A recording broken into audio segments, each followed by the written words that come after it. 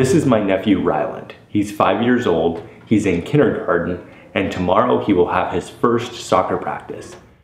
When Ryland was about 14 months old, he was in the middle of learning to walk. And at this point he could walk pretty fast, almost like a little run, but he couldn't steer. That's a skill that kids learn after they take their first steps forward. And during this brief period where he could stand, balance, and move ahead, but not control his trajectory, I saw an opportunity. When Ryland got going in a certain direction, I would put an underinflated size 5 soccer ball in front of him, which he really had no choice but to dribble. And I would recruit his older sisters to cheer like crazy as he was dribbling the ball. And this would put a huge smile on his face. Children understand the meaning of vocal tones long before they understand the meanings of words. And happy sounds reinforce behaviors. And Ryland seemed to quickly associate the soccer ball with happy feelings. Ryland's current excitement to play organized soccer may have something to do with the fact that for the last 2 seasons, he's watched his older sister play soccer. And preschoolers and kindergartners really like to try things that they see. And who knows, on some deep emotional level, maybe it has something to do with the reinforcement he received as a toddler. But whether my efforts to condition an enjoyment of soccer were successful during that critical period, I think someone could theoretically help a child develop athletic talent long before they enter primary school, and do so in such a way where they're not that parent. So let's consider some developmentally appropriate ways that a parent, a coach, or an uncle could use to promote the development of motor skills in preschool and school-age children. And let's do this by looking at the developmental stages identified by Jean Piaget, a francophone Swiss philosopher, zoologist, and psychologist whose thinking essentially charted the course that the field of child development would take, at least in the West. Piaget developed a talent for measurement and observation after moving from Zurich to Paris to study under Alfred Binet, who developed what later became the Stanford-Binet intelligence test. Piaget honed his theories of intellectual development by closely observing the developments of each of his 3 children, research participants who were graciously provided by his wife Valentine. Piaget believed that young children are not simply shorter, less intelligent adults, but organisms whose thought processes are qualitatively different than full-grown humans. Piaget believed that intelligence is a life process that helps the organism adapt to its environment, and that as children grow, they acquire more and more complex cognitive structures or schemas that help the child adapt to their environment. Piaget considered a schema to be an organized pattern of thought or action that can be used to understand and, when necessary, react to their experiences. So he thought children would develop behavioral schemas for actions like grasping and running, symbolic schemas like the sound elephant, or 2 eyes, 2 ears, and a trunk to represent the animal, or operational schemas for internal mental activities like adding 2 sums. From an epistemological perspective, Piaget considered young children to be constructivists, meaning they proactively figure out their world through experiences. To make sense of their world, Piaget believed that children engage in organization and adaptation. Organization involves combining existing schemas into new and more elaborate intellectual structures, whereas adaptation involves reacting to the new ideas and experience that the world throws at them. Piaget believed that in children, the complementary processes of assimilation and accommodation are constantly at work, at least in children who are getting some form of stimulation from their environment. Assimilation is the process by which children interpret new experiences by incorporating them into their existing schemas, and accommodation is the process by which children modify their existing schemas to deal with new experiences. When Ryland's older sister was about 3 years old, she liked to make generalizations. And since my sister would drink coffee or tea out of a cup with a handle, but my brother-in-law never did, she concluded that mommies drink coffee, but daddies don't drink coffee. But one morning she saw me drinking out of a mug and gave me a puzzled look, then paused and said, "Mommies and daddies drink coffee." And I said, "But I'm not a daddy because unlike your mommy and daddy, I don't have any kids." So not only did she have to deal with the fact that some men drink coffee, she also had to make sense of the fact that some full-grown men aren't daddies. And to prevent her brain from exploding, I didn't tell her that I was actually drinking grapefruit juice out of a coffee mug. But Sylvia was a smart little girl and she quickly got it all figured out. And this is how Piaget believed children learn. They figure stuff out, which is why he called toddlers the little scientists in the high chair. Children naturally like to learn and they naturally seek out opportunities to learn. This is what Piaget called functional assimilation. And for our purposes, the concept of functional assimilation is especially important, and we'll deal with it more in a few minutes. Piaget was a stage theorist, meaning he believed that intellectual development of children occurs in a series of phases, each of which is a prerequisite for the next, and that these stages follow a predictable order. The sensorimotor stage from birth to age 2, the pre-operational stage from 2 to 7, the concrete operational stage from 7 to 11, and the formal operational stage from 11 into adulthood. Let's begin at infancy. During the sensorimotor stage, infants start as reflexive organisms but become reflective problem solvers. At birth, children come equipped with some reflexes. After a new mom gives birth, a lactation specialist visits her in the delivery room to help her know what to expect. But babies don't really need to learn how to nurse.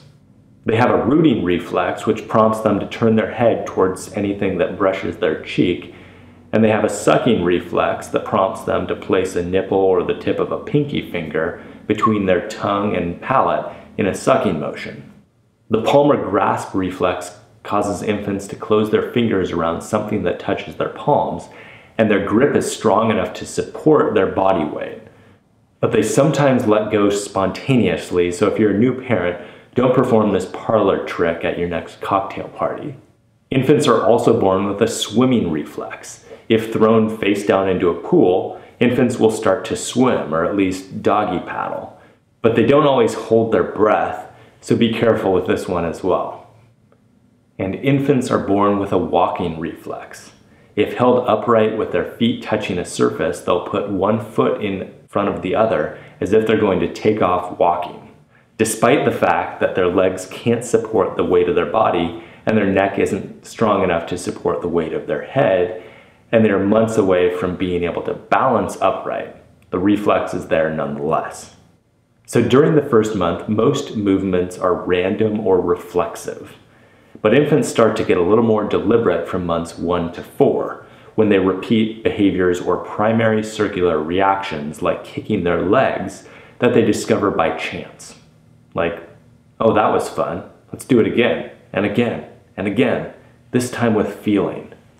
During months 4 to 8, infants will repeat secondary circular reactions or pleasurable responses to external objects like a chew toy or a ring of keys. And then between months 8 and 12, babies begin to coordinate secondary schemas, like picking up an object or dropping an object. Around the time a child shoves handfuls of cake into their mouth on their first birthday, they start to engage in tertiary circular reactions, where they come up with new combinations of actions to answer, "I wonder what would happen if" type questions. Like, if I drop my bottle, will it make a sound? How about if I drop it from a little higher? And will mommy pick up my Cheerios again if I drop them on the floor once more? So at this point we see clear signs of curiosity, which is an incredibly powerful force in fueling a child's development. And this is the fire parents most certainly don't want to extinguish. It was my idea for Ryland to dribble a ball with his feet and shins and knees, and he was pretty good at it for a 14-month-old.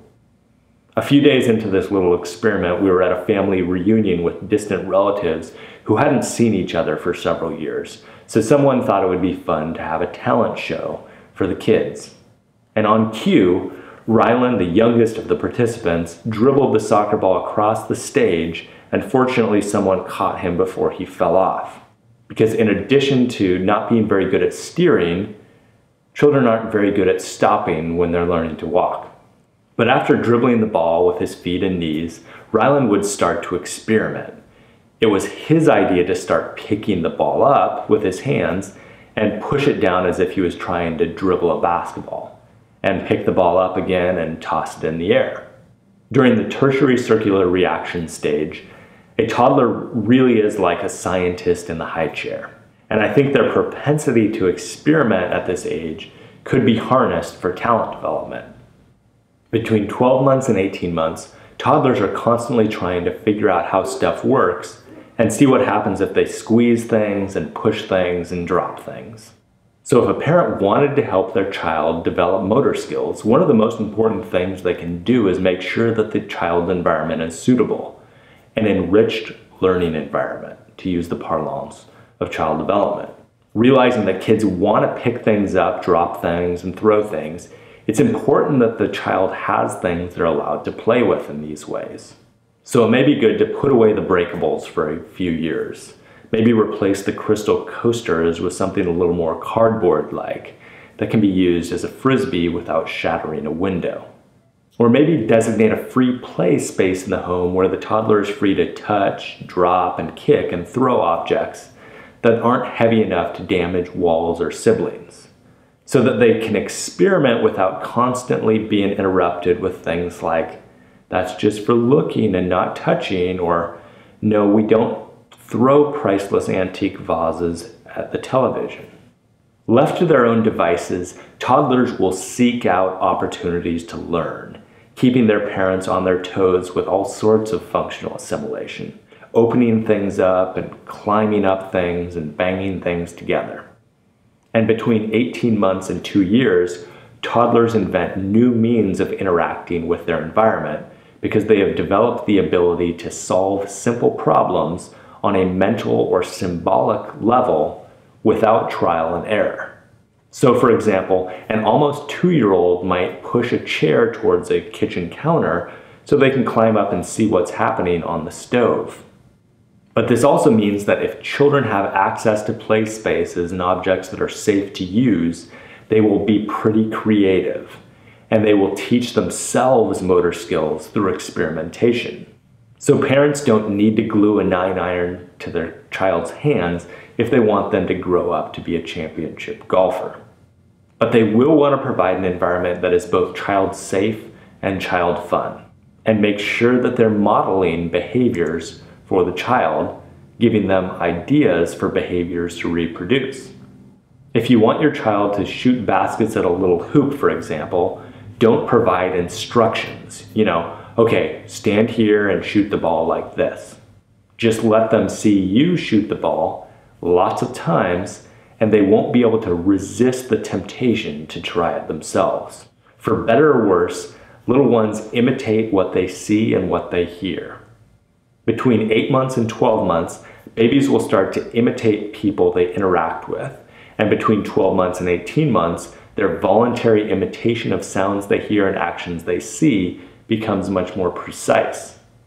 Toddlers learn really well in the spirit of exploration and experimentation, so modeling is a more effective teaching tool than instruction or direction or explanation at this age.